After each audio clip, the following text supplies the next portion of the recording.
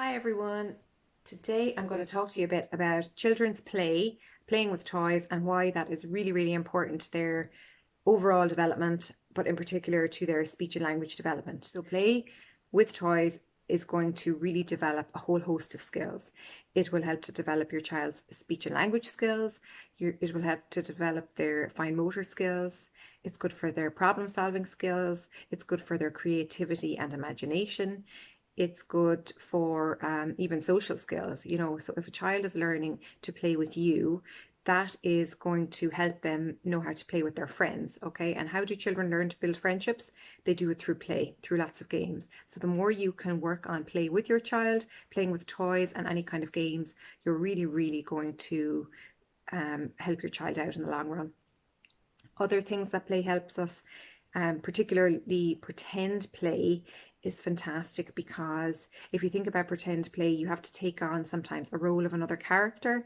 So you could be the shopkeeper, or you could be a pirate or something like that, or you could be a doctor or a dentist. And in that scenario, what you are doing is you are pretending to be someone else. So you're taking somebody else's perspective and seeing how they would feel in certain situations. What that is helping the child to do is to build the skill of empathy and understanding how other people may feel. And that is a really important social skill, and an important skill for making friends and maintaining friendships throughout your life. So working on pretend play can really help to foster those skills of empathy. Another thing that play is really useful for is developing vocabulary that doesn't really happen in your everyday life. So your child could be pretending that he is a dentist, or he could be pretending he's a shopkeeper. So he is going to be using a lot of words there. Or if he's pretending to be a doctor, he could be using words like stethoscope or heart monitor. It's words that he's not going to be using every day, but it's going to be constantly expanding his vocabulary.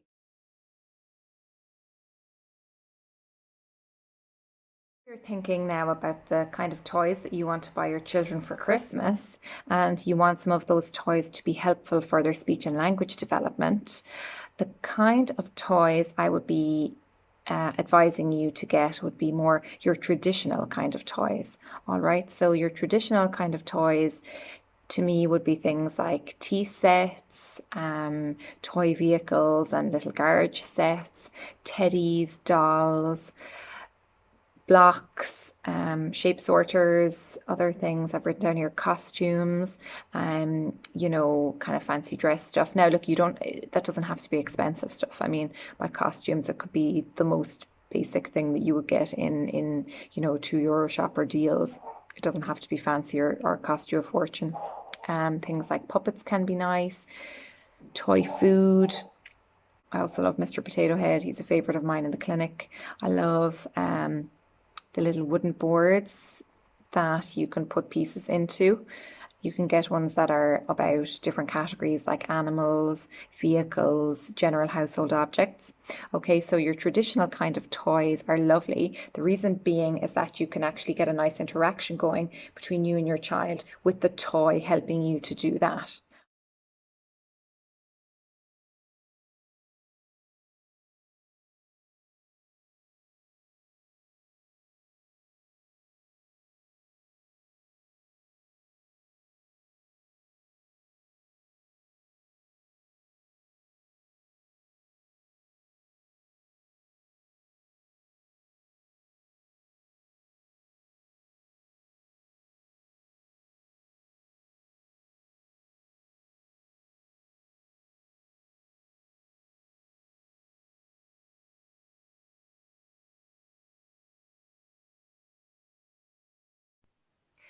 I just wanted to share a really interesting study with you guys about what toys would best support your child's interaction skills. What the study looked at was 26 pairs of parents and young children aged between 10 and 16 months old.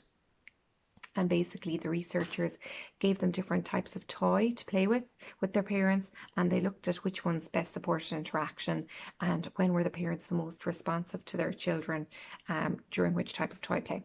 Okay, so the first things that they gave the parent-child groupings were books. Okay, so they wanted the parents to do shared book reading with their young children. And then they also gave them traditional toys, which were like shape sorters, insert puzzles, and blocks. Also give them electronic toys like a baby laptop, one of those little talking phones, and other kind of electronic toys.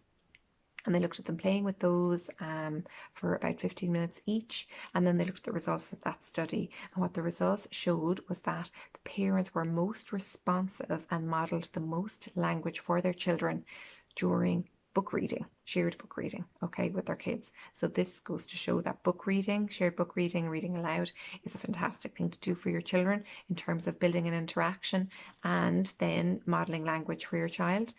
And they also found that those children aged 10 to 16 months made the most word-like sounds back to the parents while they were engaged in that book reading activity. In second place then were the traditional toys. Okay, so they then found that traditional toys like your rubber blocks and your insert boards and stuff like that were the next best thing for interaction.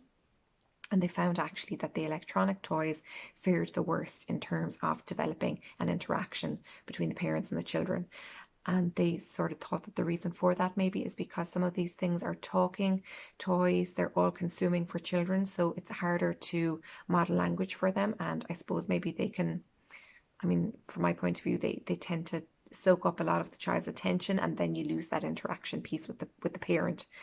So yeah, basically from this, the learning is that book reading to your child and traditional toys are probably the way to go if you are looking at building interaction skills for your child.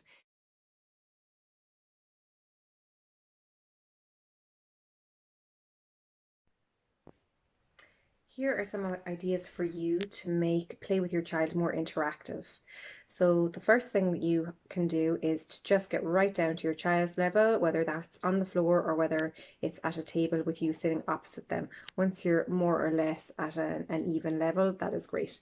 The next thing that you can do is to try and reduce the number of toys in front of the child at once, okay? So unless the toys are from that same activity, but not to have like, you know, 5, 6, 7 different toys on the floor in front of the child that are all different activities, because they're probably just going to move too quickly between the toys.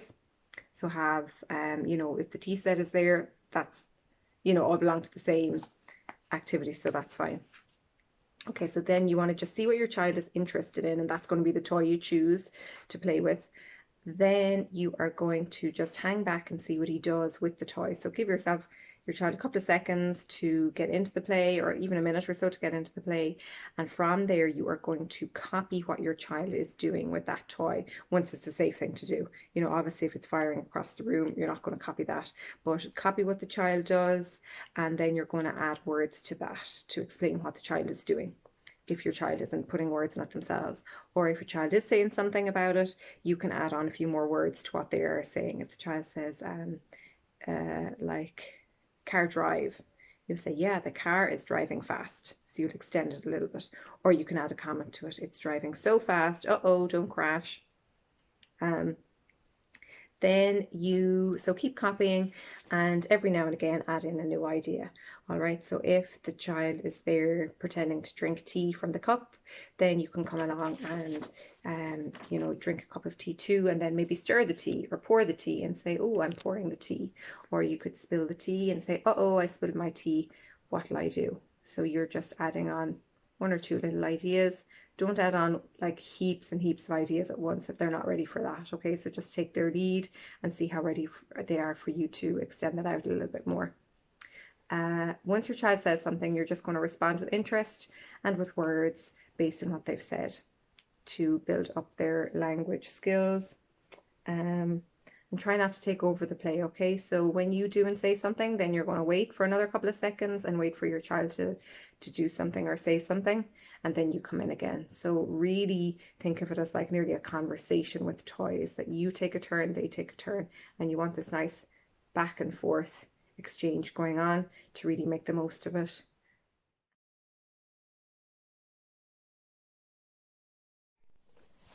Bubbles. Ready, steady, go. Pop.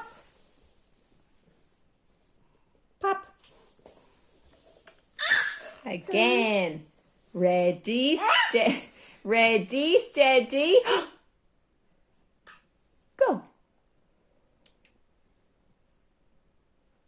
Oh. Pop. Again. Bubbles. Ready, steady, go. Pop. Pop.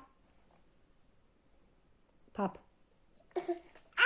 Again. Bubbles. Ready, steady, go. Woo. Pop.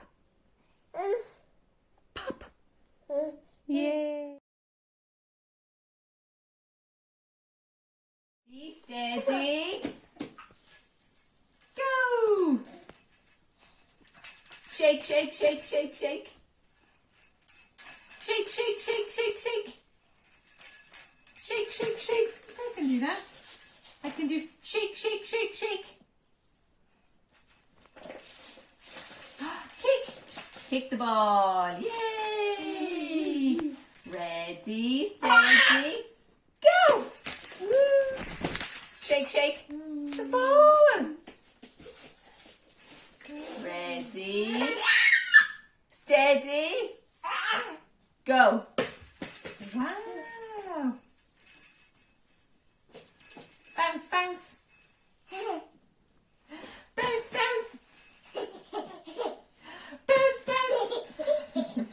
Bounce, bounce, bounce. Let's do it again. Let's do it again. Ready? Oh, kick. Kick. Kick. Come on, kick. Kick the ball. Kick the ball. Kick. Oh, kick.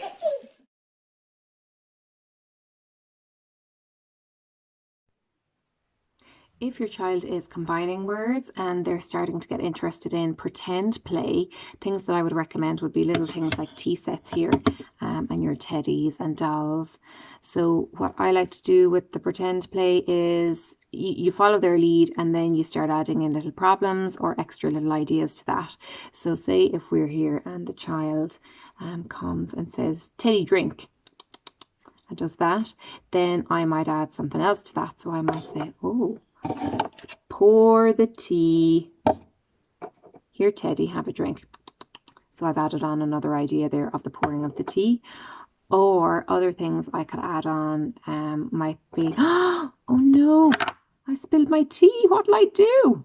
So I'm throwing in a little problem there to be solved, and then we're going to wait and see, does the child come up with any ideas? So they might go get a tissue and start to wipe it up and say nothing, or they might say towel, or they might say we need a towel, depending on what stage they're at. So giving them little problems to solve is a great way to work on problem solving, and just describing what you're doing. So it could be pour the tea is hot, Teddy is hungry, cut the bread. I mean, there's endless language that you can model through pretend play. So fantastic way to keep expanding on their vocabulary, their problem solving skills, and just the pretending skills is through teddies and tea sets.